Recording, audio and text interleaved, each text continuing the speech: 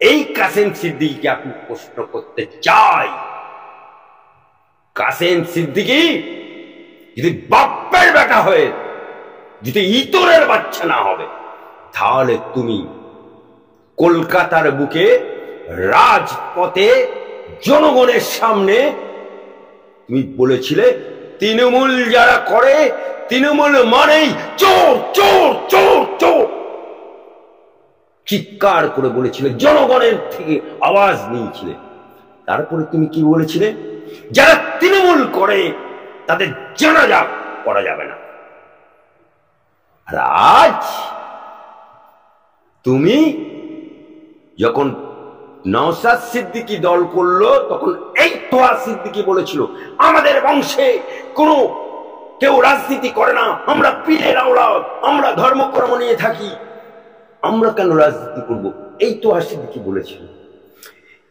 আমি কাসেম সিদ্দিকীকে প্রশ্ন করতে চাই, ইব্রাহিম সাহেবের যখন মাথা ফাটিয়ে দিল, রক্তে চৌচুর হয়ে গেল, রক্তে লাল হয়ে গেল, তখন তুমি চিৎকার করে বলেছিলে এ পুলিশের মমতার পুলিশ আমার চাচাকে রক্তপাত করেছে, এর বদলা নিতে হবে। আর আজ মমতা বুবুর দলে নাম লিখিয়ে দিয়ে সরাসরি রাজ্য সম্পাদক হয়ে গেল।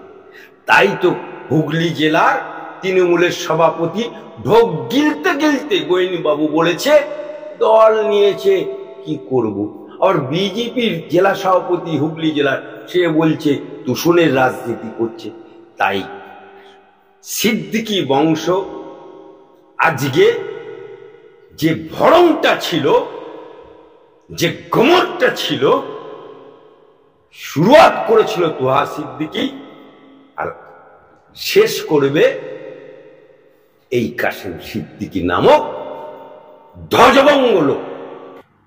আরে নেতারা দ্বিচারিতা করে ফুরফুরার সিলসিলা বা ফুলফুরার হুজুর, প্রথম তো দ্বিচারিতা শুরু করেছে তোহা সিদ্দিকী, শুরুয়াত করেছে তোহা সিদ্দিকী। আর নেতারা তো দ্বিচারিতা করার জন্যই তো নেতাগিরি করে।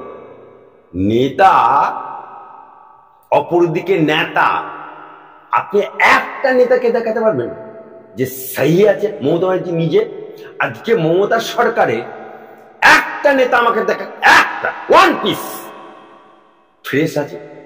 এই তো কদিন আগে মদন মিত্র বলল, আজকে কামারহাটিতে যারা বসে আছে আমার মঞ্চ আলো করে বা অডিয়েন্সে বসে আছে 40% সবই আমাদের দেয়া চাকরি।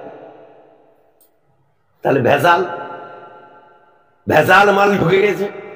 আজকে তৃণমূল মানেই চোর, তৃণমূল মানেই বালি চোর, তৃণমূল মানেই শিক্ষা চোর, তৃণমূল মানেই গরু চোর, তৃণমূল মানেই আজকে আমার অমিতা সিনহা বলছে যে গ্রুপ সি গ্রুপ ডি তাদেরও চাকরি গেল, প্রাইমারি 32,000 যাবে যাবে করছে, গ্রুপ সি ডি সেগুলোও যাবে।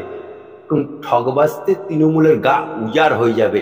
ঠিক একইভাবে ফুরফুরা শরীফে প্রকৃত সিদ্দিকী, প্রকৃত পীর খুঁজতে লম্ফোরা আলো লাগবে।